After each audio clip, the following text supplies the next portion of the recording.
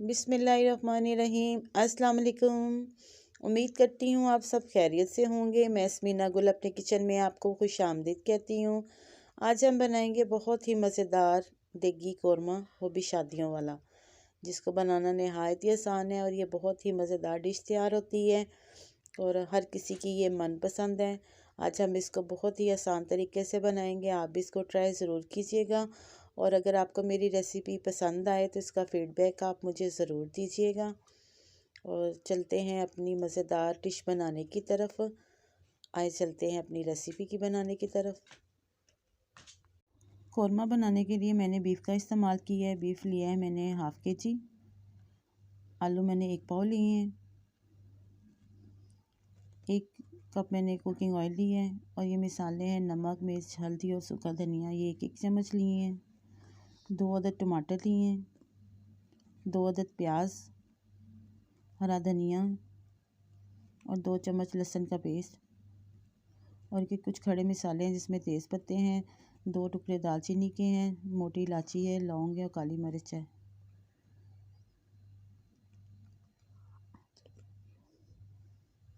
एक पैन लिया है, इसमें हम शामिल करेंगे कुकिंग ऑयल। ऑयल को हम अच्छे से गर्म होने देंगे।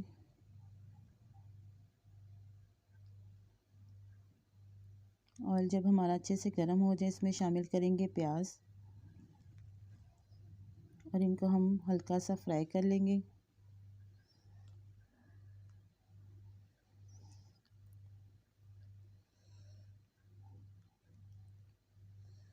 इनको इतना कलर देना है कि बस ये लाइट ब्राउन हो जाए, ज़्यादा डार्क ब्राउन नहीं करना। अब इसी ऑयल में हम शामिल करेंगे ये खड़े मसाले।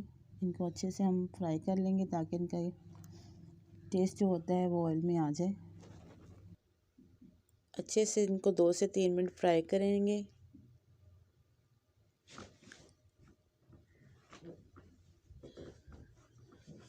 अब इसमें हम शामिल करेंगे गोश्त और इसको हम इसमें फ्राई करेंगे।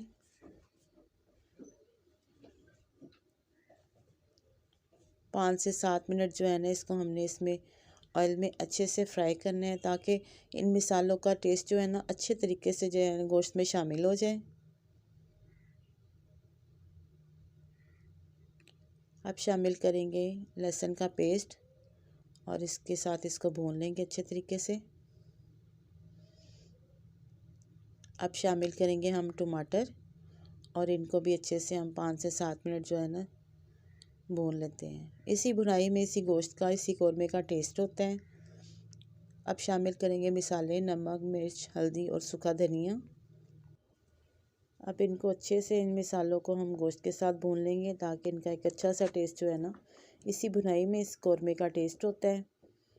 अच्छे से हम इसको 5 से 7 मिनट भूनेंगे। 5 से 7 मिनट के बाद अब इसमें शामिल करेंगे हम 2 गिलास पानी के, ताकि हमारा जो है बीफ अच्छे से गल जाए। इसको गलने में तकरीबन 40 से 45 मिनट लगेंगे और इसको हम पकने के लिए रख देते हैं। 45 मिनट हो गए हैं तकरीबन, गोश्त हमारा गल चुका है।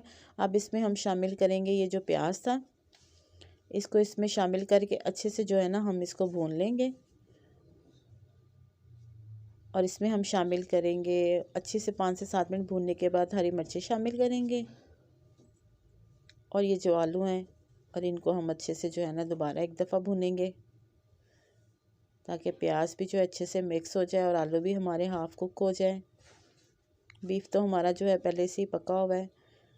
अब इसमें हम शामिल करेंगे 2 गिलास पानी के। यहाँ पे अपनी ग्रेवी के हिसाब से जितनी आपने इसकी ग्रेवी रखनी है, क्योंकि बस अब आलू ही गलने हैं। 5 से 7 मिनट इसको दम पे रखने के बाद देखिए आलू हमारे अच्छे से गल गए हैं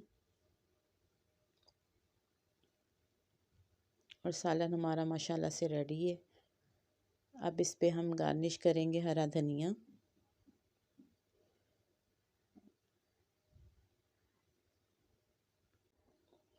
मज़ेदार हमारा जो है ना कौरमा तैयार हो गया है और माशाल्लाह से बहुत ही इसकी लुक देखने में तो अच्छी है, लेकिन टेस्ट में इसका बहुत ही मज़े वाला है। आप इसको ट्राई ज़रूर कीजिएगा। और उम्मीद करती हूँ आपको मेरी रेसिपी पसंद आई होगी। अगर आपको मेरी रेसिपी पसंद आई, इसको लाइक शेयर और सब्सक्राइब ज़रूर कीजिएगा और साथ लगे बेल आइकन के बटन को ज़रूर प्रेस कीजिएगा ताकि मेरी हर आने वाली वीडियो का नोटिफिकेशन सबसे पहले आप तक पहुँच सके। अल्लाह पाक हम सब के रिज़्क़ में इजाफ़ा करे और अल्लाह ताला हमें सबको अपने हिफ्ज़ ईमान में रखे। मुझे दे इजाज़त, मिलते हैं अगली मज़ेदार रेसिपी के साथ। ओके, अल्लाह हाफ़िज़।